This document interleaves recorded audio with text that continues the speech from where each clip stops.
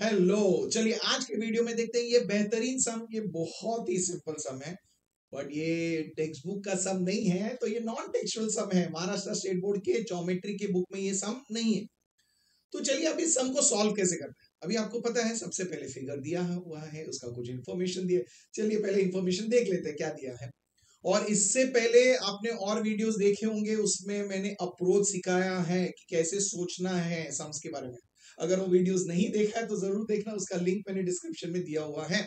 तो चलिए सम को देखते हैं। इस सम में दिया है A B C D is a parallelogram.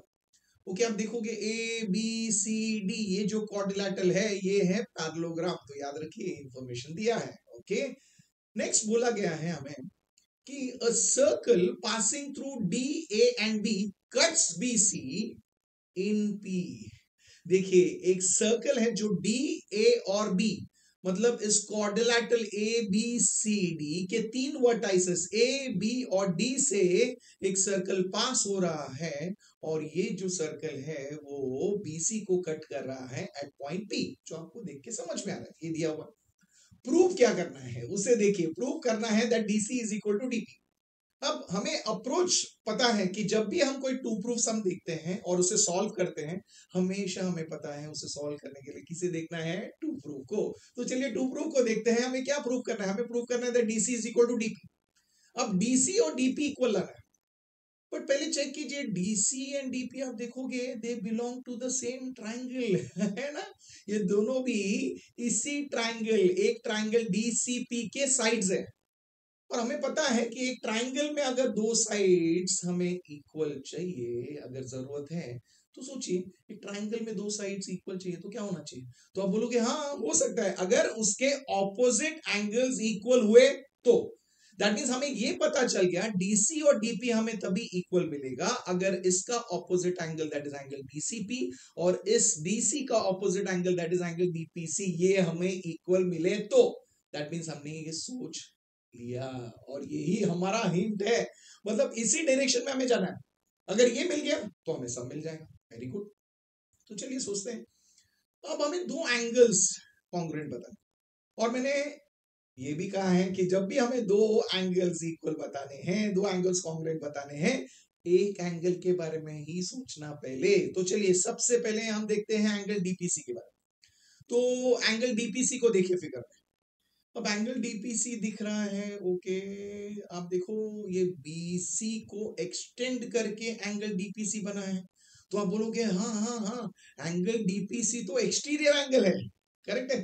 But वो किसके लिए एक्सटीरियर एंगल? देखिए आप बोलोगे एक्सटीरियर एंगल है इस क्वाड्रिलेटरल के लिए। कौन सा? A B P D. Okay, अब ध्यान से देखिए फिगर को और मुझे ये बताइए, ये quadrilateral A B P D कौन सा क्वाड्रिलेटरल? देखिए, अब बोलोगे इसके चारों वर्टाइसेस सर्कल पे हैं, इसका मतलब ये क्या है? वेरी गुड, आप सही सोच रहे हो। ये क्वाड्रिलेटरल है, साइक्लिक क्वाड्रिलेटरल। दैट मींस हम सम की शुरुआत कर सकते हैं, प्रूफ की शुरुआत कर सकते हैं और लिख सकते हैं कि ये quadrilateral A B P D cyclic है। बट क्या ये साइक्लिक है करके गिवन में दिया था? नहीं, आपने बोला फिगर में दिया है। फिगर में से कैसे समझा? बिकॉज इसके चारों वर्टाइसेस सर्कल पे लाए होते, मतलब हमें पता है ये साइक्लिक है, और इसका रीजन होगा बाय डेफिनेशन। ओके, इस साइक्लिक क्वाड्रिलेटरल के लिए हमने ये देखा दैट एंगल डीपीसी उसका एक्सटीरियर एंगल है। अब आपने थ्योरम पढ़ा है, राइट है। Exterior angle of a cyclic quadrilateral is congruent to the angle opposite to its adjacent interior angle, right ना। मतलब इन शॉर्ट अगर मैं एकदम सिंपल भाषा में, सरल भाषा में और हिंदी में कहूं, और याद रखने के लिए बहुत सिंपल है, exterior angle of a cyclic quadrilateral is congruent to बाजू वाले का सामने वाला angle. Remember this way, it is congruent to, it is equal to बाजू वाले का सामने वाला angle. That means angle identify करना बहुत इजी हो जाता है। तब मींस हमें ये पता है that angle DPC is congruent to angle DAB. तो लिख लेते हैं। तो दैट मींस हम लिखेंगे एंगल डीपीसी जो है ये एंगल डीएबी को या एंगल ए को हम लिख सकते हैं कॉन्ग्रुएंट है। क्यों कॉन्ग्रुएंट है? अब रीजन में नहीं लिख सकते, बाजू वाले का सामने वाला एंगल, वो पूरा स्टेटमेंट लिखना है।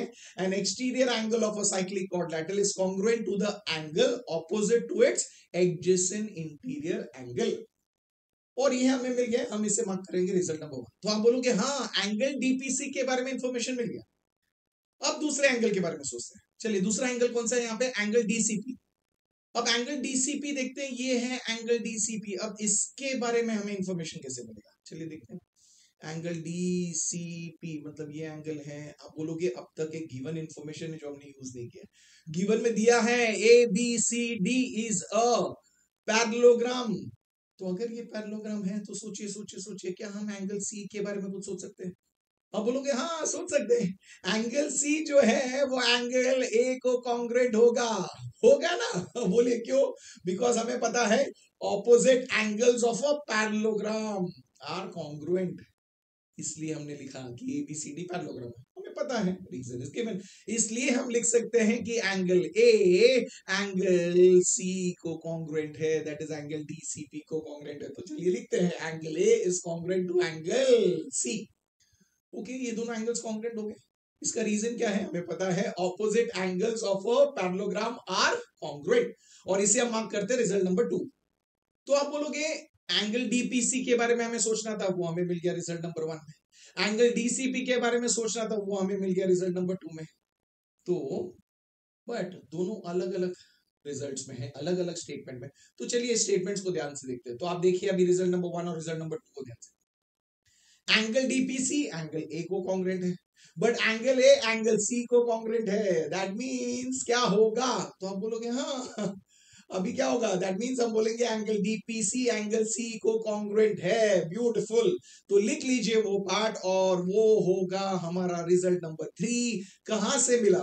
वो मिला है हमें फ्रॉम 1 and 2, और ये मिल गया। दैट मींस हिंट में जो मैंने कहा था angle DPC congruent to angle DCP. अब बोलोगे एंगल डीसीपी नहीं है, तो वहां तो हमने एंगल सी लिखा है, बट देखिए एंगल सी ही तो एंगल डीसीपी है। दैट मींस हम उसे एंगल डीसीपी लिख सकते हैं।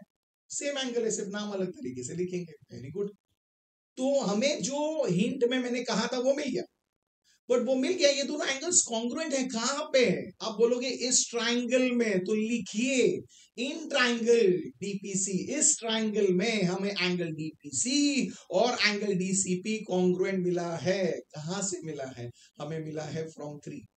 और बिकॉज ये दोनों एंगल्स कॉन्ग्रुएंट मिल गए हैं, क्या हम अब ये साइड डीसी और साइड डीपी को कॉन्ग्रुएंट लिख सकते हैं? आप बोलोगे हाँ लिख सकते हैं। तो लिखिए therefore side DC is congruent to side DP. ये दोनों साइड्स कॉन्ग्रुएंट क्यों? एक ट्राइंगल में जब दो एंगल्स कॉन्ग्रुएंट होते हैं और उसके ऑपोजिट साइड्स कॉन्ग्रुएंट हो जाते हैं, हम रीजन क्या लिखते हैं? Yes, you are very correct. उस थ्योरम का नाम है converse of isosceles triangle theorem. तो चलिए मिल गया। Very good. अब यही तो चाहिए था, बट आप बोलोगे टू प्रूव में हमें सिर्फ इसे इक्वल लिखना है। हाँ, अगर साइड्स कॉन्ग्रुएंट है इसका मतलब क्या है? कि लेंथ इक्वल है। तो लिख लीजिए नेक्स्ट स्टेप में therefore DC is equal to DP। ये मिल गया और हमारा प्रूफ हो गया है। अब मुझे बताइए, प्रूफ इजी था ना? बहुत इजी था। देखिए आप खुद कर पाए। अब यही कॉन्फिडेंस आपको हर बार कैरी करना है, बट अप्रोच सीखिए। सोच क्या है, किस तरीके से सोचोगे तो पूरा का पूरा प्रूफ आप खुद लिख पाओगे, खुद सोच पाओगे। अब ये कॉन्फिडेंस आपने कैरी किया, आप चाहते हो ना जो आपके खास मित्र हैं, जो बेस्ट फ्रेंड्स है, स्कूल में हैं, बाहर हैं क्लासेस में, तो उनको भी ये पसंद आना चाहिए, उनका भी कॉन्फिडेंस बढ़ना चाहिए। तो उनके साथ इस वीडियो को शेयर कीजिए, और हम मिलेंगे नेक्स्ट वीडियो में और एक बेहतरीन नॉन टेक्सुअल सम के साथ। Till then keep learning, keep smiling and keep sharing.